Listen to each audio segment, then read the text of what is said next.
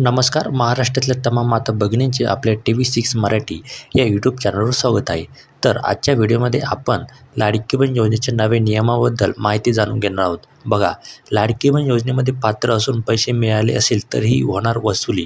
नवीन निर्णय आला. बघा, आता तुम्हाला जर लाडकी बहीण योजनेचे पैसे मिळाले असतील तरीही आता तुमचे पैसे वसूल होणार आहे.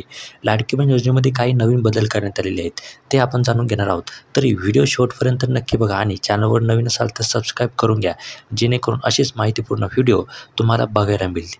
तर चला आता वेळ वाया न घालवता लगेच व्हिडिओला सुरुवात करूया. बघा, गेल्या 4 महिन्यांपासून लाडकी बहीण योजना समाजात मोठ्या प्रमाणात चर्चेत आहे. या कालावधीत या योजनेत सरकारने अनेक महत्त्वाचे बदल केले आहेत. नुकतेच योजनेच्या अधिकृत संकेतस्थळावर 2 नवीन बदल जाहीर करण्यात आलेले आहेत. या बदलांबाबत सविस्तर माहिती जाणून घेणार आहोत. पहिला बदल, इतर योजनांचा लाभ घेतलेल्या महिलांसाठी अट.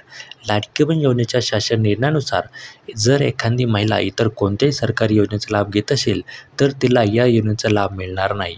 विशेषतः संजय गांधी निराधार योजना लाभार्थी महिलांसाठी नवीन अटी लागू करण्यात आलेल्या आहेत. ज्या महिला संजय गांधी योजनेचा लाभ घेत आहेत त्यांच्या नावासमोर संकेतस्थळावर यस असा उल्लेख केला जातो.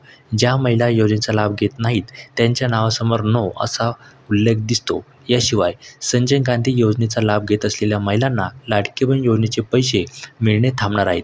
इतकेच नव्हे तर त्या महिलांनी आता आधी घेतलेला लाभ सरकारकडूनच परत वसूल केला जाण्याची शक्यता आहे. आता दुसरा बदल, आर्थिक लाभाची तपशीलावर माहिती. आता लाडकी बहीण योजनेच्या संकेतस्थळावर महिलांना त्यांच्या आर्थिक लाभाची संपूर्ण माहिती उपलब्ध होईल.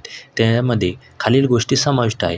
आतापर्यंत योजनेअंतर्गत मिळालेली रक्कम, ही रक्कम कोणत्याही बँकेत जमा झाली आहे, पैसे जमा होण्याची तारीख. या बदलांमुळे लाभार्थ्यांना त्यांचा आर्थिक हिशोब अधिक पारदर्शकपणे पाहता येईल. संकेतस्थळावरील मर्यादा, हे दोन्ही बदल फक्त लाडकी बहीण योजनेच्या अधिकृत संकेतस्थळावर अर्ज केलेल्या महिलांसाठीच लागू आहे. नारी शक्ती दूत या मोबाईल ॲप्लिकेशनवर सध्या असे कोणतेही बदल करण्यात आलेले नाहीत.